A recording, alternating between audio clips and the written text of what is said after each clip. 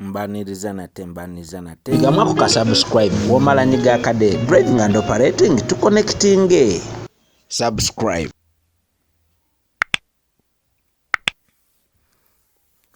Komyewo n'emmotoka yaffe ya SINO ekika kya SINO truck.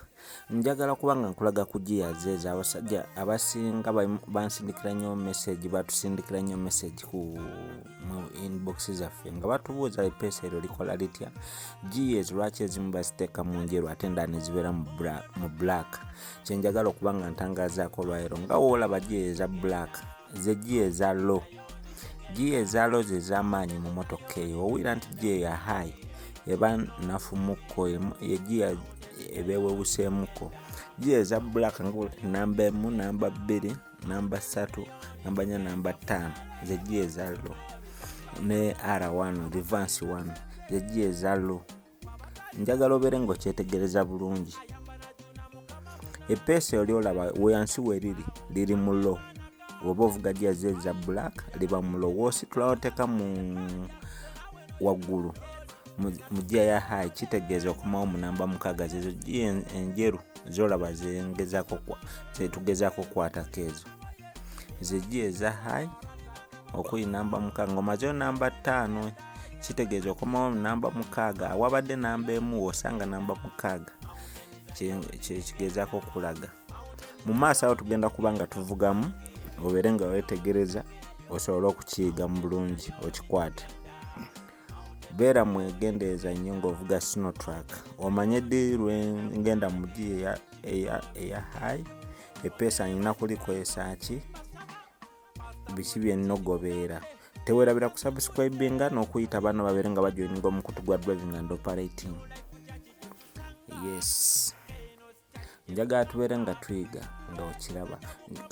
Olabe wano mu kuvuga olabe nti kati ateekamu namba 1 motoka eno ya left hand side wagivaamu waddembe n'okutajja liva n'ateekamu namba 2 era nga wali obadde okiraba. Wakati awo wennyini w'osindika mu maaso ofuna namba 3. Bw'ojja ku mabbali asemba ofuna namba 4, namba 5. Kati ajja kuba akwata epeesa alisitule nga bw'olaba nti ataddemu asitula epeesa kyagezaako okulaga. Bw'avaawo adde abadde namba 1 asanga namba 6 ng'akyusiza epeesa ayitadde waggulu mu gear eza high kati akulaga nti namba 7 yeyo gy'ataddemu. Abadde namba 2 abadde namba 3 agenda funawo namba 8.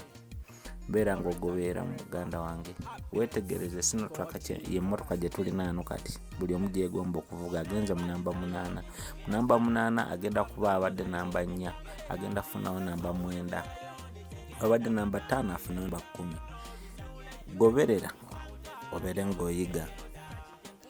Kiba kirungi nnyo n'ogenda okubuuza ku muntu oba omuntu okuwaako okuvugamu ku motoka nga buli omu wakyegomba ng'olinako kyomanyiko ekitini. Tikikola nti mba nkuyigiriza mu bigere naye nkuteekamu obwongo. Tukuteekamu obwongo tukuzimbe tusobole okukyusa ekintu kino. Edda muntu kyabeera nga kizibu nnyo nakati omulembe gw'omutimbagano guzize tulina okyuka tuve ku analog tudde ku digital. Kyetugezaako okubatuukiriza baganda baffe. Buli atugobeera yenna talina loosi gy'akola. Baganda bange bangi bansindikidde message nga bandaga nti bakozesa video zaffe zino ne zibayamba ne bayita interview. Lwakuba mbasobola pibateerako naye abangi abaze nga bangobeera batugobeera bakifunyemu. Tuyanyiza.